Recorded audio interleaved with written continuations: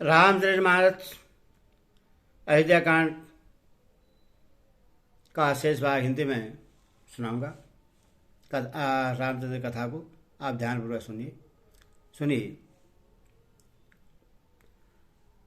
प्रभु श्री रामचंद्र जी को पहुंचाकर जब निषाद राज लौटा, तब आकर उसने रथ को मंत्री सुमंत्र सहित देखा। मंत्री को व्याकुल देखकर निषाद को जैसा दुख हुआ वह कहा नहीं जाता। निषाद को अकेले आया देखकर सुमंत्र हा राम हासिते हा लक्ष्मण पुकारते हुए बहुत व्याकुल होकर धरती पर गिर पड़े। रथ के घोड़े दक्षिण दिशा की ओर जिधर श्री रामचंद्र जी गए थे देख कर हिनहिनाते हैं, मानो बिना पंखे के पक्षी व्याकुल हो रहे हों। वे न तो घास चरते हैं और न पानी पीते हैं, केवल आंखों से जल बहा रहे हैं। श्री रामचंद्र के घोड़ों को इस दशा में देखकर सब निषाद व्याकुल हो गए। तब धीरज धरकर निषाद राज कहने लगे, हे सुमंत्र जी, अब विषाद को छोड़िए।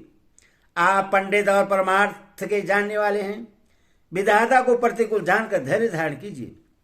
कोमल वाणी से भांति भांति कथाएं कहकर निषाद ने जबरदस्ती लाकर सुमंत्र को रथ पर बैठाया, परंतु शोक के मारे वे इतने शिथिल हो गए कि रथ को हाँक नहीं सकते।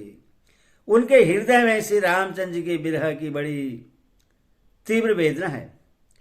घोड़े तड़फड़ाते हैं और ठीक रास्ते पर नहीं चलते, मानो जंगली पशु लाकर रथ में जोत दिए गए हों। वे श्री रामचंद्र जी के वियोगी घोड़े कभी ठोकर खाकर गिर पड़ते हैं, कभी घूमकर पीछे की ओर देखने लगते हैं। वे तीक्ष्ण दुख से व्याकुल हैं। जो कोई राम लक्ष्मण या जानकी का नाम ले लेता है, घोड़े हिक कर उसकी ओर प्यार से देखने लगते हैं। घोड़ों की विरह दशा कैसे कही जा सकती है? वे ऐसे व्याकुल हैं जैसे मणि के बिना सांप व्याकुल होता है। मंत्री और घोड़ों की यह दशा देखकर निषाद विषाद के बस हो गया। तब उसने अपने 4 उत्तम सेवक बुलाकर सारथी के साथ कर दिए। निषाद गुह सारथी सुमंत्र जी को पहुंचाकर विदा करके लौटा। उसके विरह और दुख का वर्णन नहीं किया जा सकता।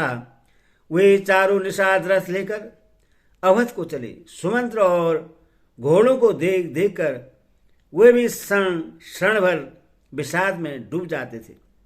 व्याकुल और दुख से दीन हुए सुमंत्री सोचते हैं कि श्री रघुवीर के बिना जीने को धिक्कार है।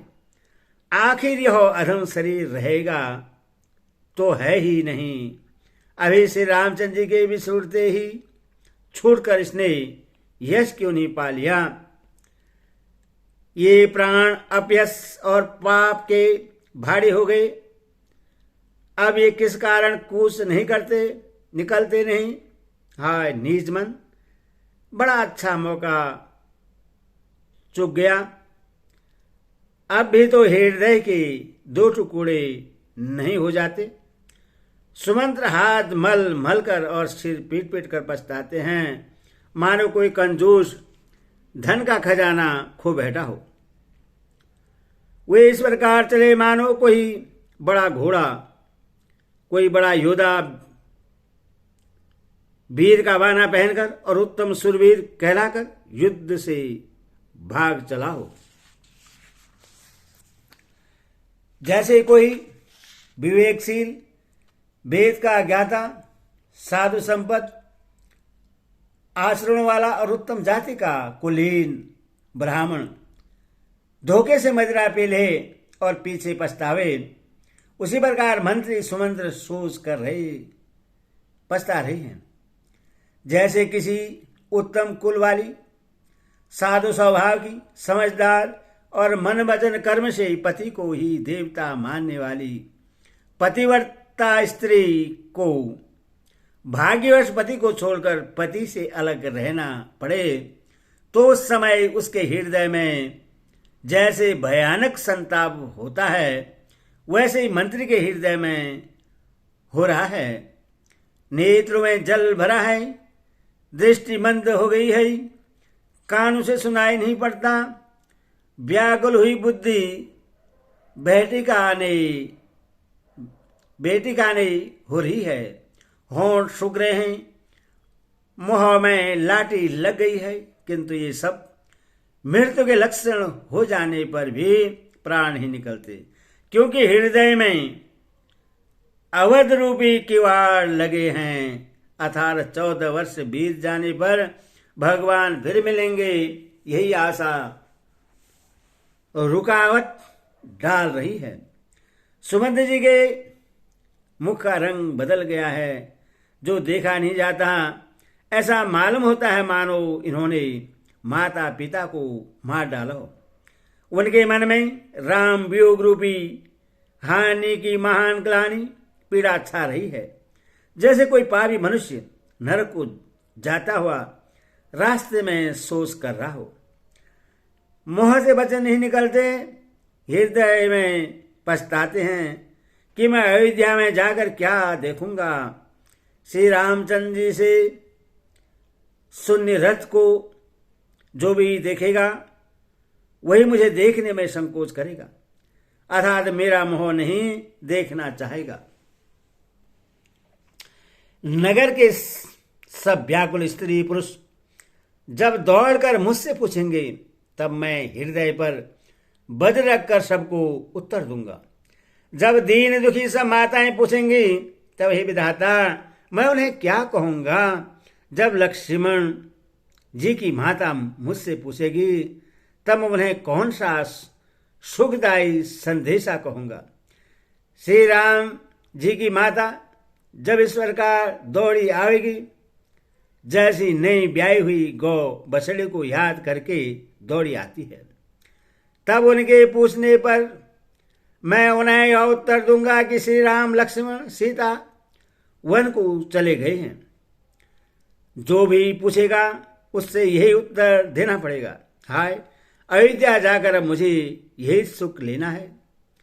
जब दुख से दीन महाराज, जिनका जीवन से रघुनाथ जी के दर्शन के ही अधीन है, मुझसे पूछेंगे, तब मैं कौन सा मोह लेकर उन्हें उत्तर दूंगा कि मैं राजकुमारों को कुशल पूर्वक पहुंचाया हूं। लक्ष्मण सीता और श्री राम का समाचार सुनते ही महाराज तिनके की तरह शरीर को त्याग देंगे। पीर्यतम श्री राम जी रूपी जल के बिछोड़ते ही मेरा हृदय कीचड़ की तरह फट नहीं गया। इससे मैं जानता हूं कि विधाता ने मुझे यह यातना शरीर ही दिया है, जो पापी जीवों को नरक भोगने के लिए मिलता है। सुमंत्र इस प्रकार मार्ग में पछतावा कर रहे थे। इतने में ही रथ तुरंत तमसा नदी के तट पर आ पहुंचा। मंत्री ने विनय करके चारों निषादों को विदा किया। वे निषाद से व्याकुल होते हुए सुमंत्र के पैरों पड़कर लौटे। नगर में प्रवेश करते मंत्री गलानी के कारण ऐसे सकुचाते हैं मानो गुरु ब्राह्मण या गौ को मारकर आए हों। सारा दिन एक पेड़ के नीचे बैठकर बिताया। जब संध्या हुई तब मौका मिला। अंधेरा होने पर उन्होंने अयोध्या में प्रवेश किया और रथ को दरवाजे पर खड़ा करके वे चुपके से महल में घुसे। जिन जिन लोगों ने यह समाचार सुन पाया, वे सभी रथ देखने को राजद्वार पर आए। रथ को पहचान कर और घोड़ों को व्याकुल देकर उनके शरीर ऐसे गले जा रहे हैं, क्षीण हो रहे हैं जैसे घाम में ओले। नगर के स्त्री पुरुष कैसे व्याकुल हैं, जैसे जल के घटने पर मछलियां व्याकुल होती हैं। मंत्री का अकेले ही आना सुनकर सारा निवास व्याकुल हो गया। राजमहल उनको ऐसा भयानक लगा मानो प्रेतों का निवास स्थान शमशान हो। अत्यंत आर्त होकर सब रानियां पूछती हैं, पर सुमंत्र को कुछ उत्तर नहीं आता। उनकी वाणी विकल हो गई, रुक गई है। न कानों से सुनाई पड़ता है और न आंखों से कुछ सूझता है। वे जो भी सामने आता है उससे पूछते हैं, कहो राजा कहाँ हैं। दासिया मंत्री को व्याकुल देखकर उन्हें कौशल्या जी के महल में लिवा गई। सुमंत्र जाकर वहां राजा को कैसे बैठे देखा, मानो बिना अमृत का चंद्रमा हो। राजा आसन, सैया और आभूषणों से रहित बिल्कुल मलिन उदास पृथ्वी पर पड़ी हुई हैं। वे लंबी सांसें लेकर इस प्रकार सोच करते हैं, मानो राजा यदादि स्वर्ग से गिरकर सोच कर रहे हों। राजा शासन में सोच से छाती भर लेते हैं। ऐसी विकल दशा है, मानो गीधराज जटायु का भाई संपाति पंखों के जल जाने पर गिर पड़ा हो। राजा बार बार राम राम, हा स्नेही प्यारे राम कहते हैं, फिर हा राम, हा लक्ष्मण, हा जानकी ऐसा कहने लगते हैं। मंत्री ने देखकर जय जी कहकर दंडवत प्रणाम किया। सुनते ही राजा व्याकुल होकर उठे और बोले, सुमंत्र कहो राम कहाँ हैं। राजा ने सुमंत्र को हृदय से लगा लिया, मानो डूबते हुए आदमी को कुछ सहारा मिल गया हो। मंत्री को स्नेह के साथ पास बैठाकर नेत्र में जल भरकर राजा पूछने लगे, हे मेरे प्रेमी सखा, श्री राम की कुशल कहो। बताओ श्री राम, लक्ष्मण और जानकी कहाँ हैं। उन्हें लौटा लाए हो कि वे वन को चले गए हैं। यह सुनते ही मंत्री के नेत्रों में जल भर आया। शोक से व्याकुल होकर राजा फिर पूछने लगे, सीता, राम और लक्ष्मण का संदेशा तो कहो। श्री रामचंद्र जी के रूप, गुण, शील और स्वभाव को याद करके राजा हृदय में शोध करते हैं और कहते हैं, मैंने राजा होने की बात सुनाकर वनवास दे दिया। यह सुनकर भी जिस राम के मन में हर्ष और विषाद नहीं हुआ, ऐसे पुत्र के बिछोड़ने पर भी मेरे प्राण नहीं गए, तब मेरे समान बड़ा पापी कौन होगा। हे सखा, श्री राम, जानकी और लक्ष्मण जहाँ हैं, मुझे भी वहीं पहुंचा दो। नहीं तो मैं सत्य भाव से कहता हूं कि मेरे प्राण अब चलना ही चाहते हैं। राजा बार बार मंत्री से पूछते हैं, मेरे प्रीतम पुत्र का संदेशा सुनाओ। हे सखा, तुम तुरंत तो वही उपाय करो जिससे श्री राम, लक्ष्मण और सीता को मुझे आंखों दिखा दो। मंत्री धैर्य धरकर कोमल वाणी बोले, महाराज आप पंडित और ज्ञानी हैं। हे देव, आप सुरवीर तथा उत्तम धैर्यवान पुरुष में श्रेष्ठ हैं। आपने सदा साधुओं के समाज का सेवन किया है। जन्म मरण, दुख सुख दुख के भोग, हानि लाभ, प्यारों का मिलना बिछोड़ना, ये सब हे स्वामी काल और कर्म के अधीन हैं। काल और कर्म के अधीन रात और दिन की तरह बरबस होते रहते हैं। मूर्ख लोग सुख में हर्षित होते और दुख में रोते हैं, पर धीर पुरुष अपने मन में दोनों को समान समझते हैं। हे सबके हितकारी रक्षक, आप विवेक विचार कर धैर्य धरिए और शोक का परित्याग कर दीजिए। श्री राम जी का पहला निवास मुकाम तमसा के तट पर हुआ, दूसरा गंगा तीर पर। सीता जी सहित दोनों भाई उस दिन स्नान करके जल पीकर ही रहे। केवट निषाद राज ने बहुत सेवा की। वह रात सिगरूर सिरगबीरपुर में ही बिताई। दूसरे दिन सवेरा होते ही बड़ का दूध मंगवाया और उससे श्री राम लक्ष्मण ने अपने सिरों पर जटाओं की मुकुट बनाए। तब श्री रामचंद्र के सका निषाद राज ने नाव मंगवाई पहले पीरिया सीता जी को उस पर चढ़ाकर फिर श्री जी चढ़े, फिर लक्ष्मण जी ने धनुष बाण सजा कर रखे और प्रभु श्री रामचंद्र की आज्ञा पाकर स्वयं चढ़े। मुझे व्याकुल देकर श्री रामचंद्र जी धीरज धरकर मधुर वचन बोले, हे तात, पिताजी से मेरा प्रणाम कहना और मेरी ओर से बार बार उनके चरण कमल पकड़ना। फिर पांव पकड़कर विनती करना कि हे पिताजी, आप मेरी चिंता न कीजिए, आपकी कृपा अनुग्रह और पुण्य से वन में और मार्ग में हमारा कुशल मंगल होगा। हे पिताजी, आपके अनुग्रह से मैं वन जाते हुए सब प्रकार का सुख पाऊंगा। आज्ञा का भली भांति पालन करके चरोल का दर्शन करके कुशलपूर्वक फिर लौट आऊंगा।